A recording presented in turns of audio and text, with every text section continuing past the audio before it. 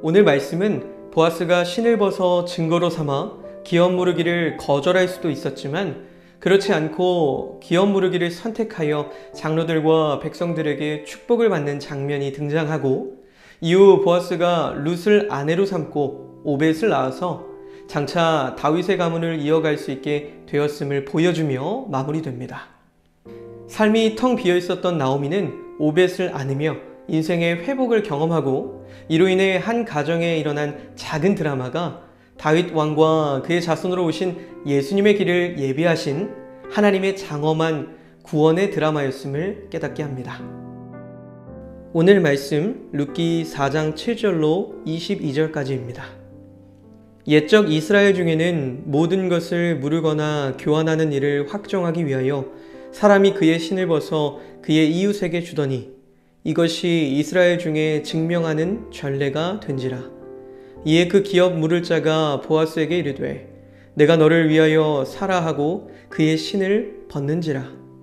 보아스가 장로들과 모든 백성에게 이르되 내가 엘리멜렉과 기륜과 말론에게 있었던 모든 것을 나오미의 손에서 산 일에 너희가 오늘 증인이 되었고, 또 말론의 아내 모압의 여인 룻을 사서 나의 아내로 맞이하고 그 죽은 자의 기업을 그의 이름으로 세워 그의 이름을 그의 형제 중과 그곳 성문에서 끊어지지 아니하게 하매 너희가 오늘 증인이 되었느니라 하니, 성문에 있는 모든 백성과 장로들이 이르되 우리가 증인이 되나니 여호와께서 내 집에 들어가는 여인으로 이스라엘의 집을 세운 라헬과 레아 두 사람 같게 하시고 내가 에브랏에서 유력하고 베들레헴에서 유명하게 하시기를 원하며, 여호와께서 이 젊은 여자로 말미암아 내게 상속자를 주사 내 집이 다말과 유다에게 낳아준 베레스의 집과 같게 하시기를 원하노라 하니라.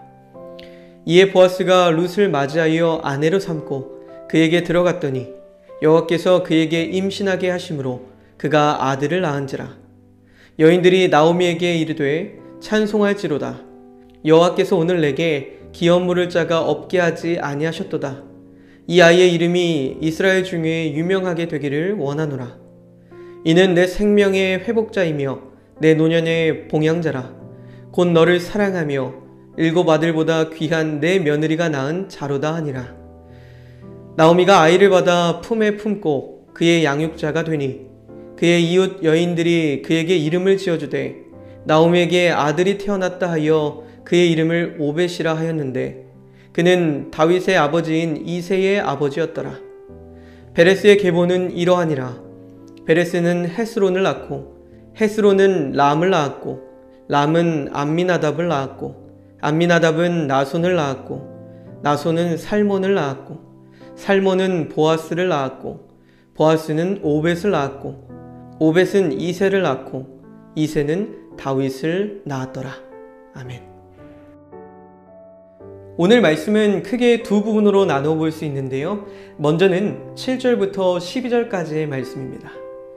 이 장면을 보면 기업 무르기를 거절하고 신을 벗어서 증거로 삼았던 아무개와는 조금은 대조되는 보아스의 모습을 발견할 수 있습니다. 당시 성문은 매매와 집회의 장소일 뿐만 아니라 재판과 같은 공적이고 법적인 일을 확정짓는 장소로 이용되었습니다. 보아스는 이 성문에 모인 장로들과 백성들 앞에서 기업을 무르는 것과 룻과의 혼인을 선포함으로 모인 이들이 공적인 증인들이 되었습니다. 이렇게 증인을 많이 세우는 것은 이 서약을 반드시 지키겠다는 굳은 의지의 표현이었습니다. 모인 이들은 보아스의 결정에 라헬과 레아와 같은 복이 임할 것이라고 그를 축복해 주었습니다. 보아스의 곁에는 이렇게 축복을 해줄 뿐만 아니라 그의 결심을 무너지지 않도록 도와줄 협력자들이 있었습니다. 다음으로는 13절에서 22절까지의 말씀입니다. 하나님께서 룻에게 오벳이라는 귀한 아이를 허락하셔서 쓰디쓴 삶에 기쁨을 회복시켜 주십니다. 이를 통해 많은 후손을 낳아 이스라엘의 집을 세운 라헬과 레아와 같은 복을 받을 것이라고 축복했던 백성들과 장로들의 기도에 지체 없이 응답해 주셨음을 알 수 있습니다.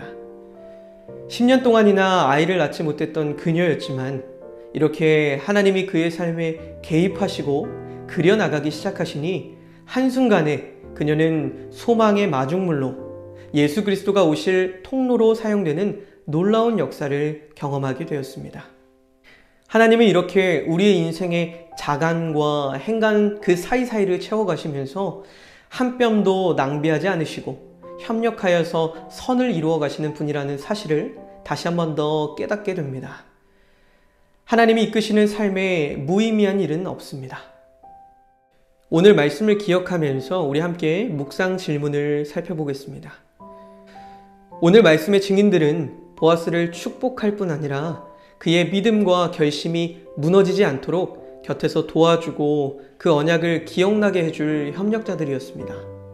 그렇다면 나에게도 이러한 믿음의 동역자들이 있는지 돌아보고 또 나는 그들에게 동일한 믿음의 증인의 역할을 감당해주고 있는지 역시 돌아볼 수 있기 원합니다.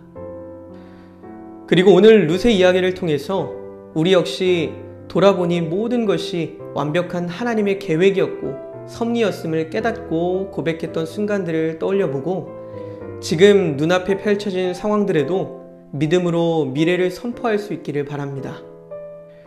오늘 말씀을 통해 때때로 우리의 삶이 불투명하고 불안하게 느껴질 때 우리 안에 선한 일을 시작하신 이가 그리스도 예수의 날까지 온전하신 계획으로 이루어 가실 것이라 확신하며 담대히 순례의 여정을 걸어갈 수 있기를 소망합니다. 결단기도 함께 읽겠습니다. 사랑의 하나님, 한 치 앞도 볼 수 없는 어두운 망망대해 같은 삶에 한 줄기 빛으로 세밀히 인도해 가시는 하나님만을 온전히 신뢰하게 하옵소서. 예수님의 이름으로 기도합니다. 아멘.